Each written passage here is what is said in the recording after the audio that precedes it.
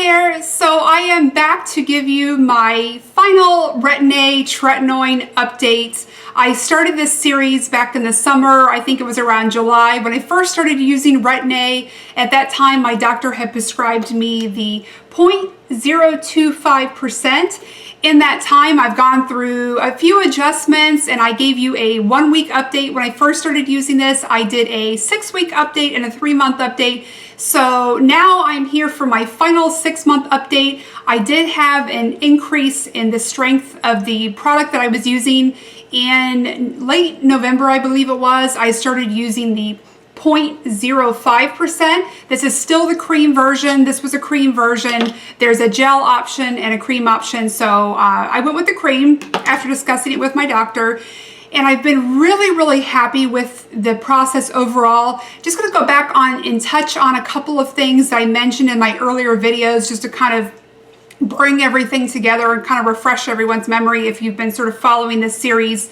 So I started with the 0.025%. It is the cream version. I do have combination skin. I am normal sort of everywhere on my face except for this strip right through the middle here. Not even really the T-zone because it doesn't go out this way. It did when I was younger, but my skin has sort of normalized over the years.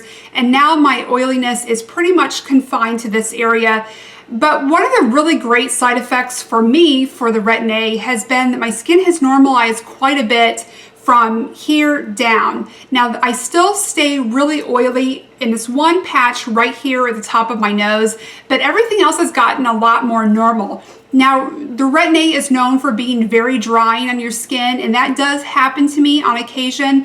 But once I got through the initial adjustment period, I have just been so thrilled with how my skin has sort of normalized. This has really cleared out my pores. It's made my pores visibly smaller, especially in this area where they're the largest.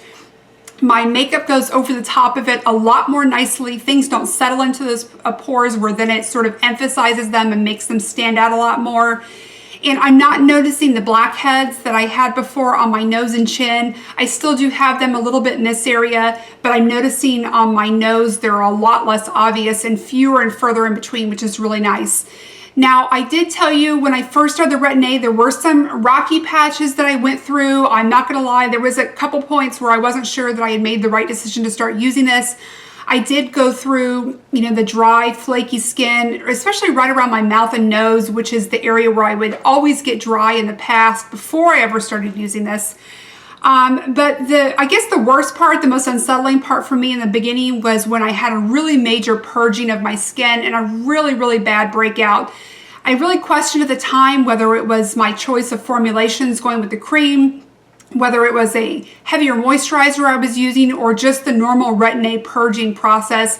And after some research and giving it some time and just kind of staying the course, I determined it was just the purging process of the Retin-A.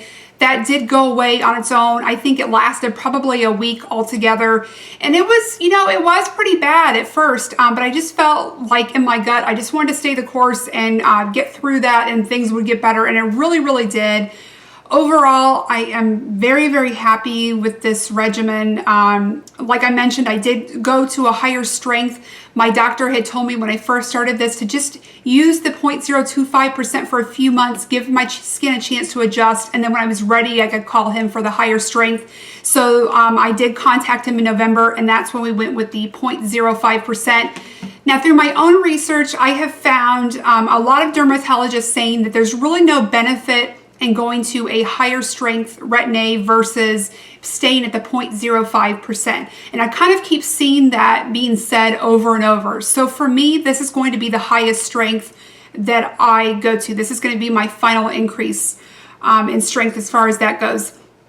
I feel like based on what I have learned, I'm not going to get better results from the Retin-A.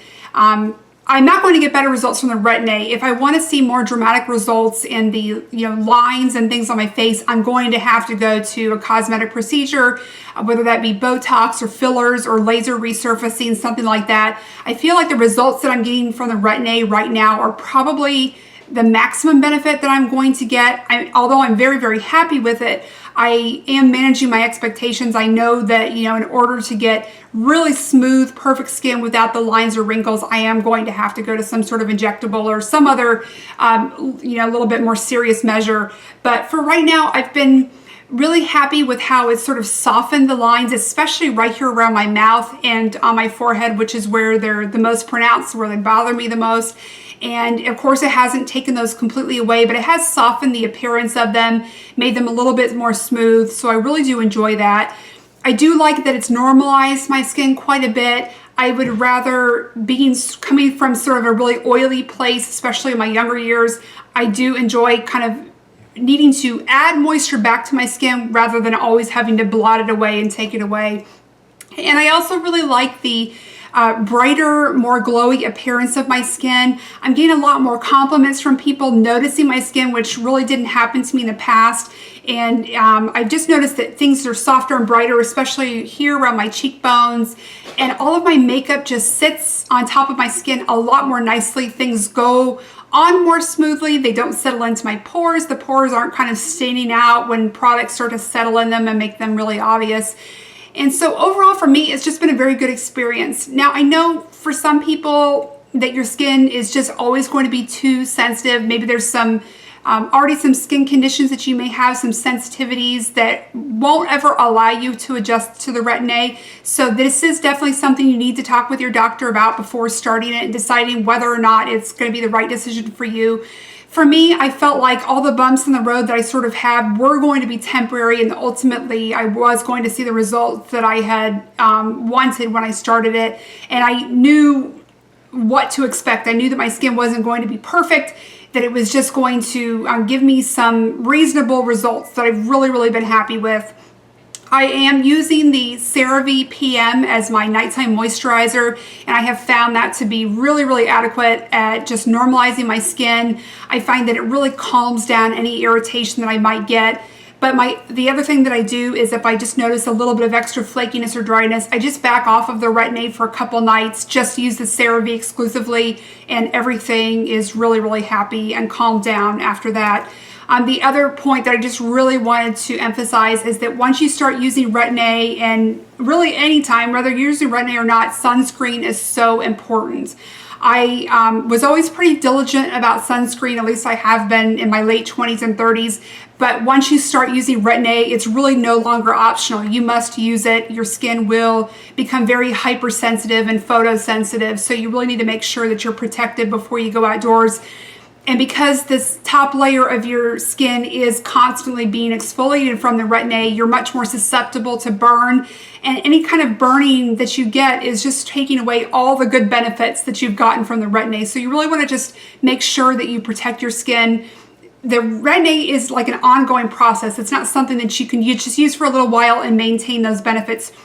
You have to keep using it on a regular basis in order for your skin to stay the way it is and to keep the benefits that you have. You can't just stop and start it. The sunspots and things like that will come back over time, and you won't have that nice exfoliated glowy appearance. So if you're going to start something like this, you just kind of have to be prepared to stick with it over a period of time and just get into a routine of using it, which I have. So anyway, I hope that this series was helpful to you. If you have any other questions that are, don't require any medical training, I'm not a medical professional. This is just my experience with the product. So if you have any questions for me that I can help you with, please do leave a comment down below, and I'll be happy to try to help you in any way I can, letting you know a little bit more about my experience or any specific questions that you have. But if you're interested in doing it and you feel like it's something your skin can handle, I would really encourage you to try it, because for me it's been very, very positive, and I'm really, really happy with the results. So